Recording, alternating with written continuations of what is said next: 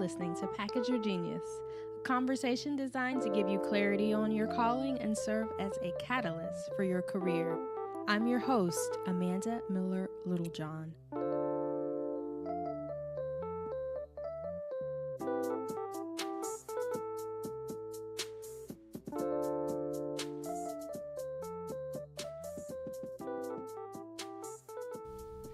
I'm back. It's Amanda Littlejohn here, back for another episode of Package Your Genius. Thank you so much for all of you guys who've been sending me notes and DMs and texts, etc. about the daily podcast challenge. It's really done my soul good to know that number one, you're listening, and number two, you are enjoying this challenge as much as I am enjoying it. It's been fun to think of different topics to cover here and different lessons to teach and lessons to share because I'm a student, a perpetual student. One of my Strength Finder's top 5 strengths is learner. So that means I'm always looking for opportunities to learn and grow. And as such, I have many lessons and sermons happening to me, I think, throughout the day, as we probably all do, but we are just not looking for them. And I wanted today to talk about overthinking. And that's something that I tend to do and have done historically. I've mentioned on the podcast here, especially as it relates to our former podcast guest and our Package Your Genius Academy performance coach, Dr. Reisha Moxley, who has really helped me break through some of my more destructive kind of mental habits and reframe the way that I talk to myself and the way that I encourage myself to do my best. And so I remember a few years ago, and I think I've told this story before, but I was getting severe anxiety around just some of the opportunities that were coming my way. And when I say severe anxiety, for me, that manifested in, sleeplessness, which if you know me, I have no problem sleeping. Like, sleep is my friend. I can sleep anywhere. I can sleep after drinking a gallon of coffee. I can sleep during the day. I can sleep at night. Like, I don't have a problem sleeping. But during this particular phase, I remember waking up in the middle of the night, just like physically unable to go back to sleep. And I would be I won't say I was writhing in pain. That sounds so dramatic, but I was discomfort. Like, my body was not okay. And I would be worrying and just thinking about different things, like during the day, if it wasn't, nighttime and time to sleep. I just remember always feeling nervous and just super stressed. And I talked to Reisha about it, and I just talked through what was coming up before these bouts of anxiety and what was on my mind and what I was worrying about and kind of what was sparking these episodes. And it essentially was me worrying about not being good enough. It was imposter syndrome. And so for me, imposter syndrome will come up, and instead of me saying no to an opportunity, I may say yes, but then freak myself out and just worry about it. And so this was having physical implications. Talk to her about it. And just first of all, just being able to share that with someone and hear their perspective of whether or not you are out of your league or, hey, this is the opportunity that you've been training for. Like, you're totally capable of this. You're totally prepared for this. You should not feel nervous. Like, you are awesome. You're good enough. And so having a person in your life to be able to mirror that back to you is extremely important and valuable, and I cherish that.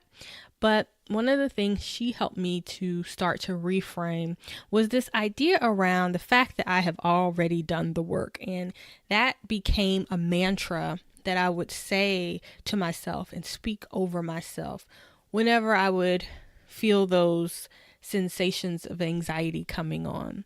I would say, you've already done the work, you've already done the work, you've already done the work. And I really helped remind myself of all the work I've already done, right? Like, not new to this on any level. And if I were looking for someone to do the things that people were coming to me to do, I would totally come to me, you know? I mean, not an amateur by any means, but for whatever reason, mentally I was stuck in this place of where I was when I just started out. And this is kind of akin to the concept that I was talking about a few episodes ago on the idea that so many of us allow a failure to cripple us indefinitely. And so I have no doubt that that anxiety I was experiencing was somehow linked to a failure or a series of failures I may have experienced earlier in my journey. And they were still kind of running the show mentally. So you have a disappointment, you have something bad happen to you, you have a client tell you they don't like your work, or you lose a job, or something doesn't quite work out. And that message that you hear upon that experience happening to you becomes the narrative that controls whether or not you go after new opportunities. Now, some people don't have that problem.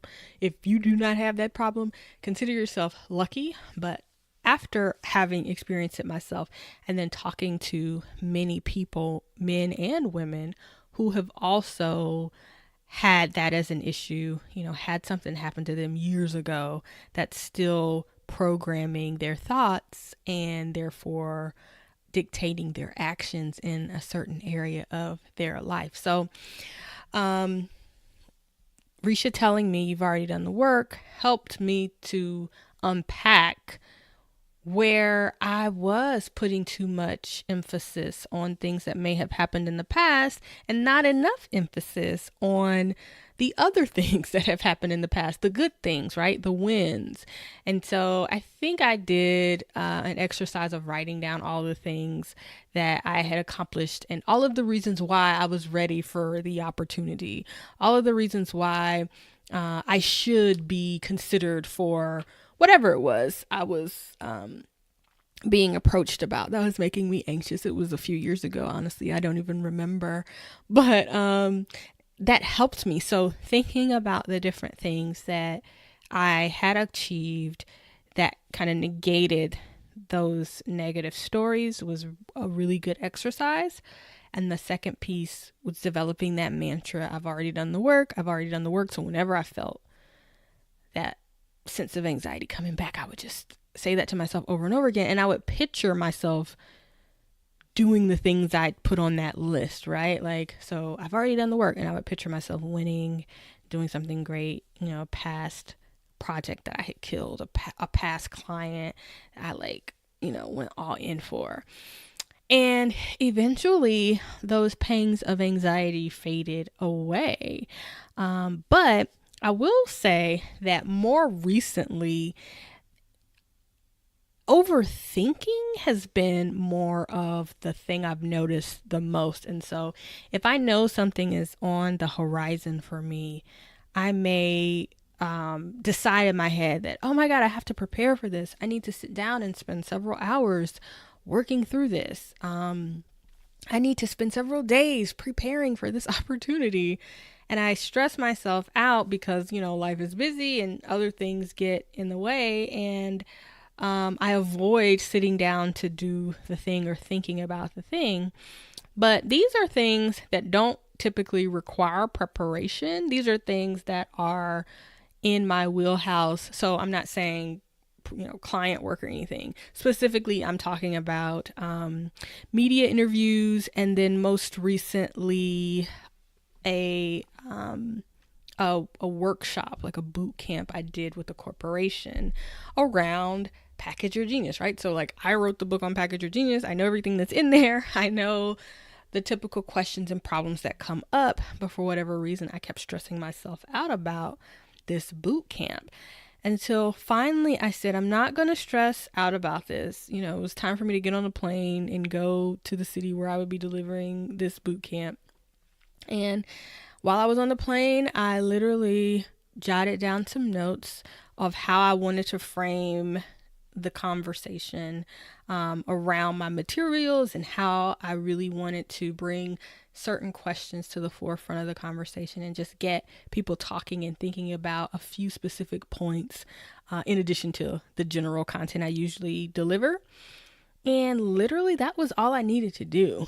And I remember writing those notes down and feeling physically lighter after I had done this brain dump into my planner, and essentially figuring out the questions I wanted to ask helped me see the path for this particular workshop, because it was going to be me teaching and training from the heart and soul and from this content I've taught over and over and over again.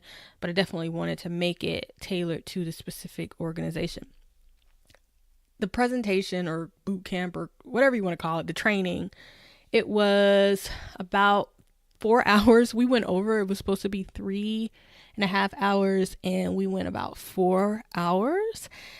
And it was a hit. Like, everybody got so much out of it. It went over really well.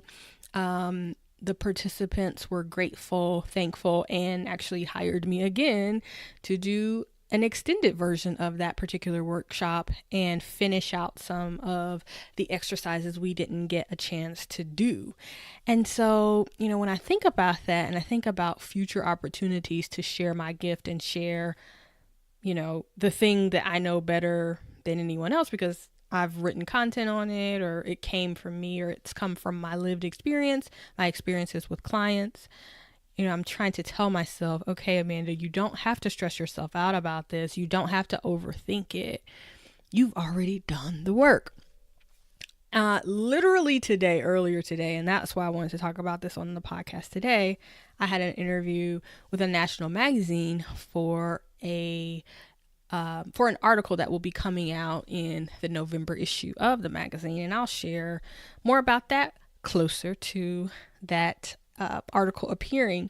But anyway, I actually scheduled the interview a few weeks ago. So I would say 2 weeks ago.